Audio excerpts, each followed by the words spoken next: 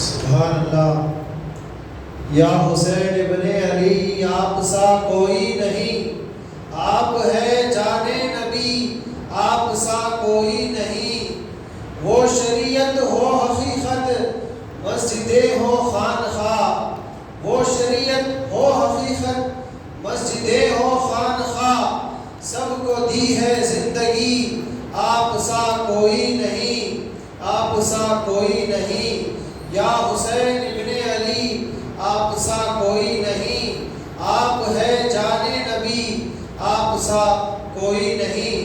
اس کی اشعار کے ساتھ خطیب اہل سنت حضرت مولانا محمد باقر علی صدیقی قادری چشتی صاحب فارغ التحصیل سیاستہ سے التماس کرتا ہوں کہ وہ اس جلسے سے خطاب فرما کر ہم سب کے دلوں کو نور سے منور اور مجلہ فرمائیں۔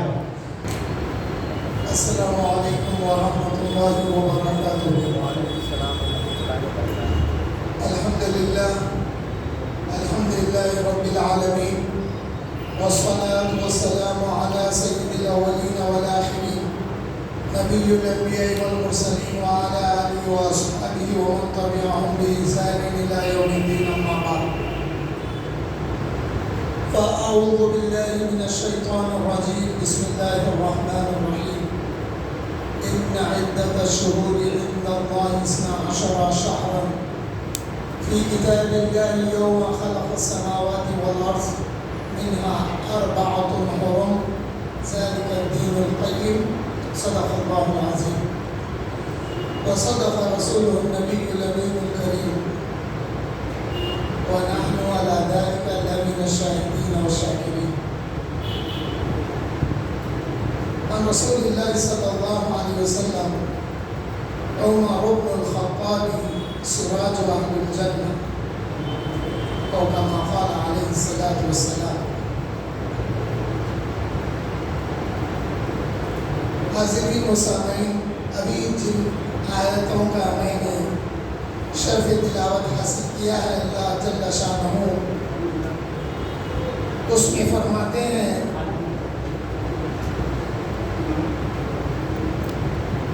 یہ جو زمین اور آسمان کی تخلیق کی 12 مہینوں کا تعین یہ معلوم کیسا ہوا؟ قرآن میں تو ذکر ہے اس کا، لیکن امام بخاری اور امام مسلم نے حضرت ابو بکرہ رضی اللہ تعالی عنہ سے روایت کرتے ہیں، وہ یہ کہتے ہیں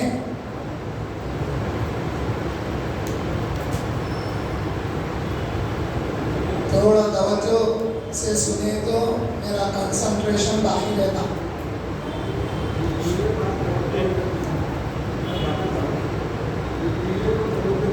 ہاں، جب تک میں رک جاتا ہوں، جب تک رک جاتا ہوں۔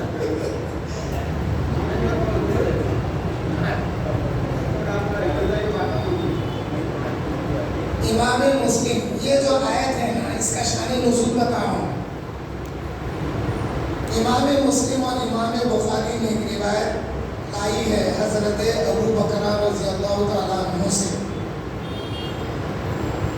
حضرت ابو بکرہ صحابی کا نام رضی اللہ تعالیٰ عنہ فرماتے ہیں حضور صلی اللہ علیہ وسلم کے حجۃ الوداع کے موقع پہ میں حضور کی اونٹنی کی لگام تھامے ہوئے تھا، اور رسول اللہ صلی اللہ علیہ وسلم صحابہ سے خطاب کرتے ہوئے فرما رہے تھے، اے لوگوں آگاہ ہو جاؤ، اللہ تعالیٰ نے جب زمین و آسمان کو بنایا ہے اس وقت سے وہ اسی مدار پہ چل رہا ہے، اور اس نے 12 مہینوں کا تعین کیا ہے۔ یہ تفصیل معلوم ہوئی حجۃ الوداع کے موقع پہ۔ اب آئیے قرآن کی طرف۔ قرآن کہتا ہے کہ ان عدۃ الشہور عند اللہ 12 شہر، بے شک اللہ کے نزدیک سال کے 12 مہینوں کی گنتی کا شمار ہے۔ فی کتاب اللہ، اللہ کی کتاب میں اسی وقت سے لکھا ہوا تھا یوم خلق السماوات والارض، زمین اور آسمان کی تخلیق جس وقت اللہ جل شانہ نے فرمائی اسی وقت اس نے 12 مہینوں کو مقرر کر دیا سال پورا ہونے کے لیے۔ منہا 4 حرم، ان میں سے 4 مہینے حرمت والے ہیں۔ حضور اکرم صلی اللہ علیہ وسلم نے ایک دفعہ فرمایا کہ یہ حرمت والے مہینے 3 تواتر کے ساتھ متواتر ہیں، ذوالقعدہ، ذوالحجہ اور محرم۔ اس کے بعد آقا نے فرمایا مضر کا وہ مہینہ رجب جو شعبان سے پہلے ہے۔ تو معلوم ہوا یہ جو 4 مہینے ہیں اس میں اللہ تعالیٰ نے فرمایا کہ تم اپنے آپ پر ظلم مت کرو۔ کون سے مہینوں میں؟ حرمت والے مہینوں میں۔ لیکن واقع کربلا پیش آیا حرمت والے مہینے میں، جس میں قتل غارت گیری کرنے سے منع کر دیا گیا تھا، لیکن یزیدیوں نے اس کی پرواہ نہیں کی۔ حاضرین محترم، جب یہ 4 مہینے حرمت والے مقرر ہو گئے تو سال کی ابتدا بھی، جیسا ابھی آپ نے سنا، ہمارے پاس سال کی ابتدا بھی شہادت سے ہوتی ہے اور انتہا بھی شہادت سے ہوتی ہے۔ ذی الحج کے مہینے میں وہ فرما بردار شہزادے صاحبزادے حضرت سیدنا اسماعیل علیہ السلام جب راضی ہو گئے اللہ کے حضور قربان ہونے کے لیے، اور پھر جب حضرت ابراہیم نے اپنے شہزادے کی گردن پر جب قوت سے چھری رکھ کر چلا دیا، اس وقت اللہ نے فرمایا یا ابراہیم قد صدقت الرؤیا، ابراہیم تم نے اپنے خواب کو سچ کر دکھایا۔ امام حسین کی شہادت کا لنک یہاں سے جڑا ہوا ہے۔ امام حسین کی شہادت کا لنک حضرت اسماعیل علیہ السلام سے جڑا ہوا ہے۔ اگر وہاں پر بالفرض محال، اگر وہاں پر حضرت اسماعیل علیہ السلام کی شہادت اگر ہو جاتی تو پھر حضور صلی اللہ علیہ وسلم حضرت اسماعیل علیہ السلام کے سلسلے میں ہی تشریف لائے ہیں۔ تو وہ جو حضرت اسماعیل علیہ السلام کی قربانی تھی اس کے بارے میں اللہ نے فرمایا وَفَدَيْنَاهُ بِذِبْحٍ عَظِيمٍ، اے ابراہیم ہم نے یہ اسماعیل کا فدیہ ایک ذبح عظیم سے کر دیا ہے۔ تو کیا وہ ذبح عظیم جو جنت سے مینڈا آیا تھا وہ تھا؟ نہیں، اس لیے کہ وہ جنت کا مینڈا تھا، وہ اسماعیل سے عظیم نہیں ہو سکتا۔ سیدنا اسماعیل علیہ السلام سے عظیم وہ مینڈا نہیں ہو سکتا۔ تو پھر کیا چیز تھی جس کے بارے میں حضرت ام سلمہ رضی اللہ تعالیٰ عنہ نے مدینے میں جب حضرت امام حسین کی شہادت ہوئی تو مدینے میں آپ نے دوپہر کے وقت آقا کریم صلی اللہ علیہ وسلم کو خواب میں دیکھا، حضور صلی اللہ علیہ وسلم کے بال بکھرے ہوئے ہیں، آپ کے سر انور پر اور آپ کی ریش مبارک پر گرد و غبار ہے۔ عرض گزار بھی یا رسول اللہ یہ کیا کیفیت ہے؟ آقا نے فرمایا اے ام سلمہ کربلا سے آ رہا ہوں جہاں میرا نوازہ حسین شہید ہو گیا۔ تو اس دن کے بارے میں حضرت ام سلمہ ام المؤمنین رضی اللہ تعالی عنہا نے فرمایا تھا ذاک یوم عظیم، اللہ نے وہاں فرمایا فدیناہ بذبح عظیم، اور ام سلمہ رضی اللہ عنہا نے فرمایا ام المؤمنین ذاک یوم عظیم۔ آپ نے مدینے میں اعلان کر کے فرمایا اور مدینے میں یہ بتاتے تھے اے لوگوں جس دن یہ شیشی جس میں کربلا کی مٹی ہے یہ خون آلود ہو جائے گی تو وہ دن بہت بڑا عظیم دن ہوگا جس میں حسین کی شہادت ہو۔ تو حاضرین و سامعین، ہمارا سال کا شروع بھی قربانی سے اور اختتام بھی قربانی سے۔ تو پہلی محرم کا جیسا آپ نے سنا ہے، آفتاب خطابوں کو بھی سننا ہے آپ کو، خلیفہ ثانی حضرت سیدنا عمر ابن خطاب رضی اللہ تعالی عنہ کی شہادت بھی اسی دن ہوئی تھی۔ حاضرین محترم، دو باتوں کو سمجھا کے بات کو آگے لے چلتا ہوں۔ حضرت عمر خطاب رضی اللہ تعالیٰ عنہ کون ہے؟ خلیفہ رسول اللہ ہے، مگر حضرت عمر ابن خطاب رضی اللہ تعالیٰ عنہ صحابہ سے یہ فرماتے تھے اے لوگوں مجھے خلیفہ رسول مت کہو، کیونکہ خلیفہ رسول تو حضرت ابوبکر صدیق ہیں اور میں ان کا خلیفہ ہوں کہتے تھے۔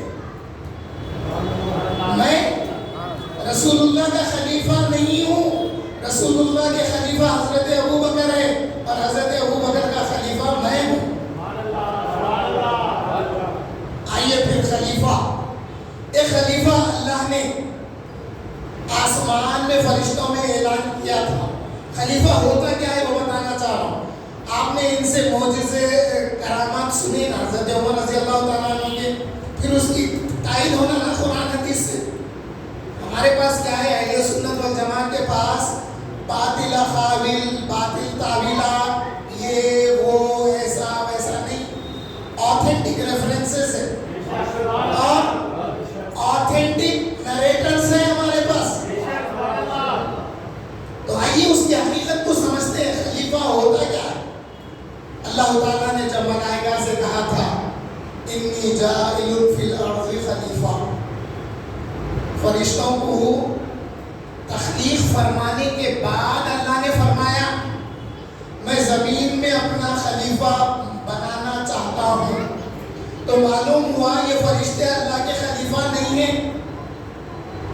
اللہ کسی کو خلیفہ بنانا چاہتا ہے تو وہ جو خمیر کو آدم کی یعنی انسان کی خمیر کو جب وہ فرشتے دیکھے تو ان کو کتنا علم تھا. دیکھیے وہ کہنے لگے کہ یا اللہ ہم جو تیری عبادت کرتے ہیں وہ کافی نہیں ہے، تو ایک ایسے انسان کو، تو ایک ایسے آدم کو،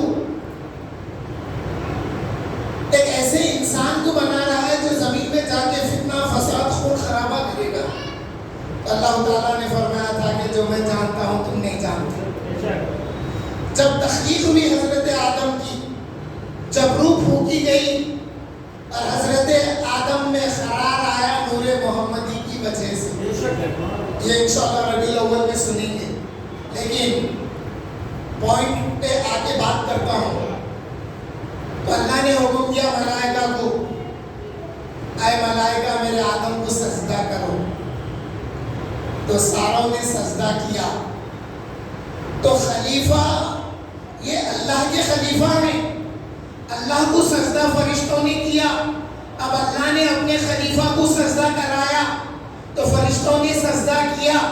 تو یہ سجدہ تعظیمی تھا، وہ سجدہ جو اللہ کو تھا وہ عبادت کا سجدہ تھا. اور اس وقت حضرت آدم بحیثیت قبلہ تھے. جیسا آج ہمارا قبلہ خانہ کعبہ ہے، ہمارا سجدہ خانہ کعبہ کو نہیں ہے، ہمارا سجدہ قبلے کی طرف ہے جو ہمارا خانہ کعبہ ہے. سجدہ تو اللہ کے لیے. سجدہ کروایا. اس کے بعد میں اللہ تعالیٰ نے فرشتوں سے کہا کہ اے فرشتوں تم کیا جانتے ہیں بتاؤ. اس وقت اللہ نے آدم علیہ السلام کو اپنے اسماء کا علم عطا کیا. تو معلوم یہ ہوا اس وقت ملائکہ تھے اور حضرت آدم علیہ السلام کی ذات تھی. تو اللہ نے جس کو اپنا خلیفہ بنایا اس کو اپنا علم بھی عطا کیا. پھر وہ ساری صفاتیں سوائے عبادت کے ساری صفاتیں حضرت آدم میں جمع ہو گئی. اس کے بعد جب اللہ نے فرمایا اے ملائکہ مجھے بتاؤ تمہارے پاس کتنا علم ہے اگر تم جانتے ہو، تو پھر ملائکہ اللہ کی تعریف بیان کرتے ہوئے فرمائے سبحانک اے اللہ آپ کی ذات پاک ہے، بے عیب ہے، لا علم لنا الا ما علمتنا. اے اللہ ہمارے پاس اتنا علم ہے جتنا تو نے مجھے عطا کیا ہے. تو معلوم ہوا جو خلیفہ ہوتا ہے جس کا وہ خلیفہ ہے اس کی صفات اس میں آنا ضروری ہے. تو خلیفہ مانتے نہیں تو خلیفہ اس کا کیسا سمجھ میں آئے گا؟ وہ کیا ہے اس کو سمجھنے کے لیے اس کے خلیفہ کو دیکھا جاتا ہے کہ اس کا خلیفہ کیسا ہے. آؤ آج ایک اور بات بتاتا ہوں. ایک حدیث شریف میں نے پڑھی ہے کہ رسول اللہ صلی اللہ علیہ وسلم نے فرمایا مرنے سے پہلے تم اپنا خلیفہ بنا کے مرو، اس لیے کہ تمہارے جانے کے بعد تمہارے لیے دعائیں مغفرت کرتا رہے. ہماری خانقاہوں میں جو نظام ہے نا خلافت کا جانشینی کا یہ وہ ہے تاکہ ان کے لیے دعا وغیرہ کی جائے. تو ہر مسلمان کو یہ حکم ہے کہ اپنا خلیفہ खलीफा बना के मरो ताकि तुम्हारे जाने के बाद तुम्हारे लिए दुआएं मग़फ़िरत करता रहे। तो मालूम ये हुआ जिसका ये खलीफा है इसको देखने से उसकी पहचान होना। तो आइए फिर रसूलुल्लाह सल्लल्लाहु अलैहि वसल्लम के खलीफा वो हज़रत अबू बकर सिद्दीक़ रज़ी अल्लाह ताला अन्हु जिनका तसल्लुफ़ हवाओं में, जिनका तसल्लुफ़ फरिश्तों पर, जिनका ताक़ुब शयातीन पर। रसूलुल्लाह सल्लल्लाहु अलैहि वसल्लम को अल्लाह ने जो कुछ अता किया था उसका फैज़ ये खलीफा में होना ज़रूरी था, इसलिए समझा जाता है, इसलिए माना जाता है कि ये उनके खलीफा हैं। इसलिए हज़रत उमर रज़ी अल्लाह ताला अन्हु जब हुज़ूर का विसाल मुबारक हुआ तो हज़रत मुनाफिकीन उठ खड़े हुए, मौके की ताक पे थे मुनाफिकीन, उठ खड़े हुए कि ये अल्लाह के नबी होते तो इनको मौत नहीं आती। मुनाफिकीन कहने लगे और हज़रत उमर को ये गुमान हुआ जैसा हज़रत मूसा अल्लाह की मुलाकात के लिए कूहे तूर पर गए थे, फिर वहाँ 40 दिन बेहोश रहे, फिर होश आया, वापस आए, रसूलुल्लाह भी अल्लाह की मुलाकात के लिए गए हैं। जो ये कहेगा कि रसूलुल्लाह वफात कर गए मैं उनकी गर्दन मार दूंगा, ये कहने वाले कौन थे? हज़रत उमर फारूक रज़ी अल्लाह ताला अन्हु। लेकिन जब हज़रत अबू बकर सिद्दीक़ रज़ी अल्लाह ताला अन्हु तशरीफ़ लाए और मस्जिद नबवी में देखा कि सहाबा होश में नहीं है और उमर कह रहे हैं जो कहेगा रसूलुल्लाह विसाल कर गए मैं उनकी गर्दन मार दूंगा। ये मंजर देखकर हज़रत अबू बकर सिद्दीक़ रज़ी अल्लाह ताला अन्हु हुज़ूर सल्लल्लाहु अलैहि वसल्लम के हुजरे में हाजिर होते हैं और जैसे ही रसूलुल्लाह को देखते हैं अपने माथे पे बोसा देते, यानी हुजूर के माथे पे बोसा देते। यही सुन्नत तो हमारे पास है। हम जब अपने मशाइखीन का, बुजुर्गान दीन का विसाल देखते हैं तो इस सुन्नत की इत्तिबा में, इस सुन्नत की पैरवी में हम भी उनके माथे का बोसा देते। उसके बाद हुजूर की तारीफ बयान की, जब बाहर आए तो कुरान की आयत पढ़ने लगे, वमा मुहम्मदुन इल्ला रसूल क़द खलत मिन क़ब्लिहि रुसूल अफ़ा इन माता औ क़ुतिला ख़लक़्तुम अला आक़ाबिकुम। जब ये पढ़े, जब हज़रत उमर सुने तो सुनने के बाद बेहोश होकर गिर गए। जब होश आया पूछे क्या उमर बेहोश क्यों हो गए थे? तो कहने लगे कि मैं अब समझा हूँ ये आयत इस वक्त के लिए नाज़िल हुई है। और वो हज़रत अबू बकर सिद्दीक़ रज़ी अल्लाह ताला अन्हु में कमाल था कि हुजूर के दुनिया से पर्दा फरमाने के बाद सारे सहाबा को आपने संभाला है और मुनाफिकीन से मुकाबला भी किया है। इसकी अपनी जगह तफसील है। इसके बाद में जब हज़रत उमर इब्न ख़त्ताब रज़ी अल्लाह ताला अन्हु खलीफा हुए तो फिर आपका तसर्रुफ आपने अभी देखा दरियाए नील पर भी है, आपका तसर्रुफ ज़मीन पर भी है। यही नहीं, आप जो शॉल पहनते थे उसका ये आलम था। एक दफ़ा मदीने में आग निकली तो उनके गुलाम थे सालिम, उन्होंने हज़रत उमर की चादर ले लिए, लेके वो आग को बताने लगे आग ये उमर की चादर है। जैसा जैसा बता के आगे जाते आग मदीने से पीछे की तरफ जाती, यहाँ तक के हज़रत सालिम ने उस आग को जहाँ से निकली थी वहाँ तक पहुँचा दिया। ये वो लिबास है हज़रत उमर का जिसको देख के आग भी भागती है। जब हज़रत उमर की कमली का ये आलम है तो फिर रसूलुल्लाह की कमली को अहले सुन्नत वल जमात ये समझती है, या रसूलुल्लाह रोज़े क़ियामत आपकी कमली का साया चाहिए गुनहगार। ये खलीफा ऐसे होते हैं जिनको देखने से, ये खलीफा को देखने से जिनके खलीफा हैं वो याद आ जाए वो खलीफा है। अगर उनका फैज़ इनमें नहीं है या इनकी सुन्नतें इसलिए कह रहा हूँ, सहाबा की सुन्नत भी रसूलुल्लाह की सुन्नत है, अगर वो ना हो तो फिर उनकी पहचान नहीं। आइए हज़रत उमर रज़ी अल्लाह ताला अन्हु का तसर्रुफ دیکھنے والوں کے خواب میں بھی تھا۔ کتاب النظرہ فی مناقب عشرہ میں یہ ذکر آیا ہے، مولا علی خواب دیکھ رہے، مولا علی کرم اللہ وجہہ حضرت عمر رضی اللہ تعالیٰ عنہ کے دور خلافت میں عظیم ہستی کا نام حضرت سیدنا علی بن ابی طالب رضی اللہ تعالیٰ عنہ، حضرت علی بن ابی طالب کرم اللہ وجہہ رضی اللہ تعالیٰ عنہ علیہ السلام خواب دیکھ رہے ہیں کہ رسول اللہ صلی اللہ علیہ وسلم کے پیچھے فجر کی نماز ادا کر رہے ہیں۔ نماز ادا کرنے کے بعد رسول کریم صلی اللہ علیہ وسلم ٹیکے سے بیٹھ گئے اور پھر ایک چھوکری ایک ٹوکری میں کھجور لے آئے، حضور کے پاس حاضر کر دی۔ آقا کریم صلی اللہ علیہ وسلم اس میں سے کھجور اٹھا کے حضرت علی کو بتا کے پوچھتے ہیں، یا علی کھجور کھانا پسند کرو گے؟ اور ضرور یا رسول اللہ کیوں نہیں، ضرور کھجور کھانا ہوگی حضور کے ہاتھ سے، حضور کے دست مبارک سے۔ آپ نے قبول کر لیا، حضور نے کھجور کھلا دیا۔ پھر آپ نے دوسرا کھجور پوچھا اسی طرح، پھر خواہش کا اظہار ہوا، پھر رسول اللہ نے دوسرا کھجور بھی کھلا دیا۔ جب نیند سے اٹھے فجر کی اذان ہو رہی تھی، ابھی وہ چاشنی زبان پہ باقی ہے، اذان ہو رہی ہے۔ جب مسجد میں گئے تو پھر حضرت عمر ابن خطاب رضی اللہ تعالیٰ عنہ کی اقتداء میں فجر کی نماز ادا کی۔ پھر حضرت عمر ابن خطاب بھی اسی طرح سے بیٹھ گئے جس طرح رسول اللہ تشریف فرما ہوتے تھے۔ پھر دیکھتے ہی دیکھتے ایک چھوکری کھجور کی ٹوکری لائی اور حضرت عمر کے سامنے رکھ دی۔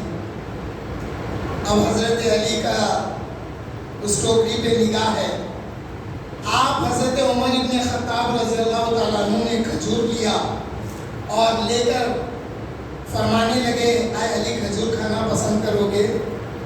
تو عرض گزار ہوئے، ہاں یا خلیفہ رسول اللہ امیر المومنین اے عمر کھانا چاہوں گا رضی اللہ عنہ۔ کھلا دیے، پھر دوسرا پوچھے، دوسرا کھلا دیے، اس کے بعد میں باقی کھجور حاضرین میں تقسیم کر دیے۔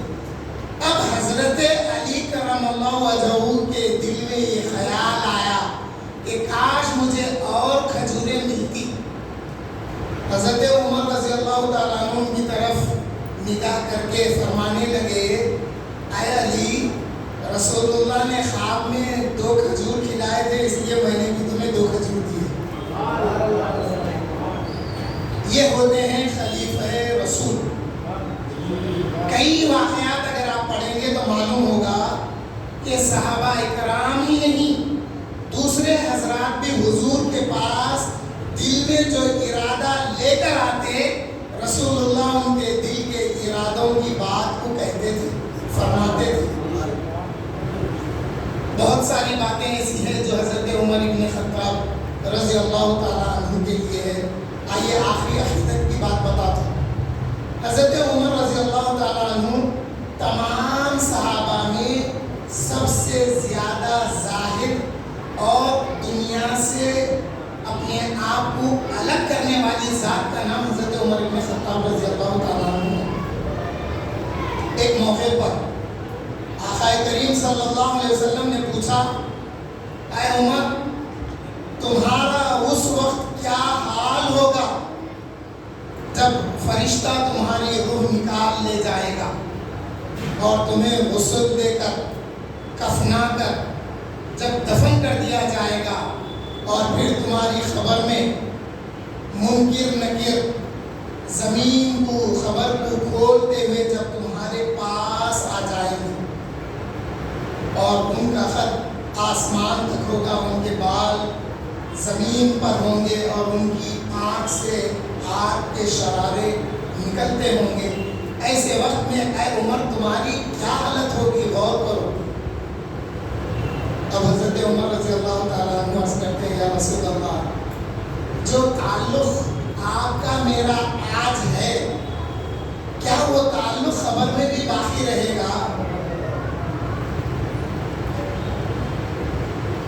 غور کریے، حضرت عمر پوچھ رہے ہیں، یا رسول اللہ، جو تعلق آج آپ کا میرا ہے، یہ تعلق تعلق میرے مرنے کے بعد خبر میں بھی باقی رہے گا؟ تو آقا کریم نے فرمایا ہاں اے عمر، یہ تعلق خبر میں بھی باقی رہے گا۔ حضرت عمر رضوزار میں یا رسول اللہ پھر آپ کی ذات کافی ہے ان فرشتوں کو جواب دینے کے لیے۔ اگر آقا کہہ دے اے فرشتوں یہ میرا عمر ہے، اور پھر روایت میں آیا حضرت عمر کی فضیلت میں فرشتے کہیں گے ایک دوسرے سے جلدی نکلو اس خبر سے، جلدی نکلو عمر سے۔ اگر عمر پوچھیں گے خدا ایک ولی کی دلیل کیا ہے، تو پھر ہم کو جواب دینا پڑے گا، اور یہ عمر وہ ہے جو فاروق ہے۔ یہ فضیلت ہے حضرت عمر ابن خطاب رضی اللہ تعالیٰ عنہ کی۔ حاضرین محترم، اہل سنت والجماعت کا عقیدہ رسول اللہ کے فرمان پر، صحابہ کے عمل پر، صحابہ کی سنتوں پر، رسول اللہ کی سنتوں پر ہمارا عقیدہ بنا ہوا ہے۔ آقا کریم صلی اللہ علیہ وسلم مردہ جب مرے گا، اس کو دفن کرنے کے بعد آقا کریم صلی اللہ علیہ وسلم کو بتا کے فرشتہ پوچھے گا ماذا كنت تقول فی حق ھذا رجل محمد صلی اللہ علیہ وسلم، اے مر کے خبر میں آنے والے بتا، یہ جو محمد ہے، نام لے کے بول رہا، فرشتہ نام لے کے میت سے کہہ رہا ہے، یہ جو محمد ہے ان کے بارے میں دنیا میں کیا کہا کرتا تھا، اب بول۔ ماذا كنت تقول، پاسٹ ٹینس ہے اس میں، پاسٹ کے بارے میں پوچھا جا رہا ہے، زندگی میں کیا کہتا تھا۔ اگر لال علی خان کی مسجد میں جمعہ کے دن یا جنگی کے راتوں میں سلام ہوتے وقت رکے آقا کریم پر سلام پڑھا جا رہا ہے، کہہ کے رک کے مصطفیٰ جانے رحمت پہ لاکھوں سلام اگر پڑھ لیتا ہے، تو پھر خبر میں بھی کہے گا کہ وہی آقا ہے میرے جن کے لیے میں لال علی خان سے سلام پڑھتا تھا۔ پھر اور آگے سنیے، تذکرۃ الموت کتاب کا نام ہے، یہ اہل سنت والجماعت کا اسٹیج ہے، آئین شین کر کے نہیں چلے جاتے۔ دارالعلوم کا ایک مولوی احمد وبیز ندوی کچھ نام ہے اس کا، خاصی پورے کی مسجد میں، خاصی پورے ایریا کی مسجد میں آ کے بیان کر رہا وہ حضرت یوسف کو ایسا نہیں کرنا چاہیے تھا۔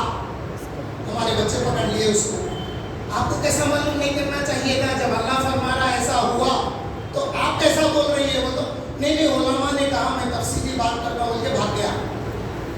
ہمارے پاس آئین شین نہیں بکتے، ریفرنس کے ساتھ کتابیں دیکھیے، یاد رکھیے نامہ۔ تذکرۃ الموت میں امام جلال الدین سیوطی ایک حدیث شریف لائے ہیں، جب اہل سنت والجماعت کا کوئی شخص مرتا ہے اور جب اس کو دفن کر دیا جاتا ہے، اللہ تعالیٰ اس کی خبر میں دو فرشتوں کو مقرر کرتا، منکر نکیر جو سوال کریں گے اس کے جواب کی تلقین کے لیے۔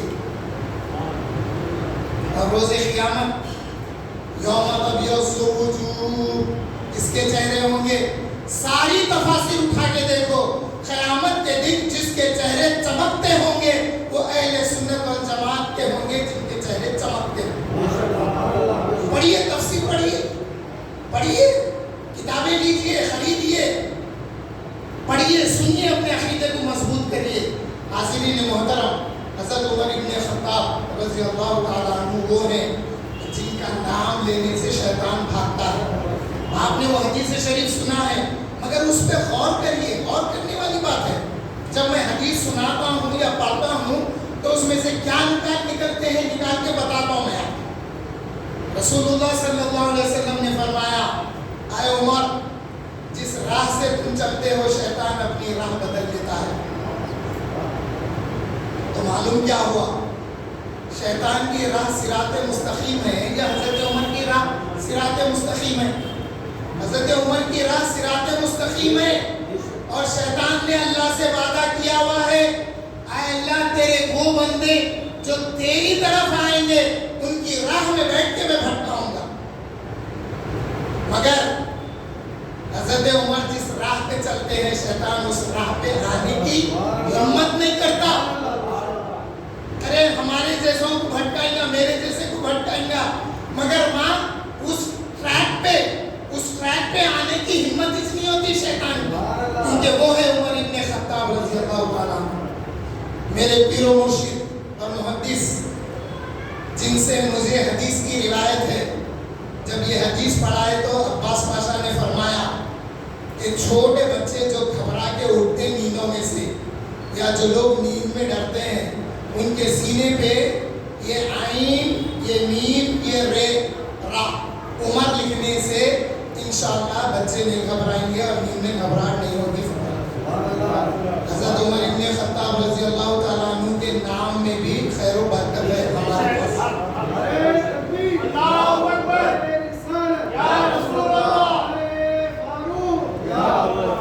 اب بہت سارے لوگوں کو ایک عادت ہوگی, قرآن میں ہے کیا, حدیث میں ہے کیا, ان کو حدیث سے بتائے گی تو نہیں مانتے, ان کو قرآن بتائے گی تو نہیں مانتے, مگر ہمارا کام بتانا ہے.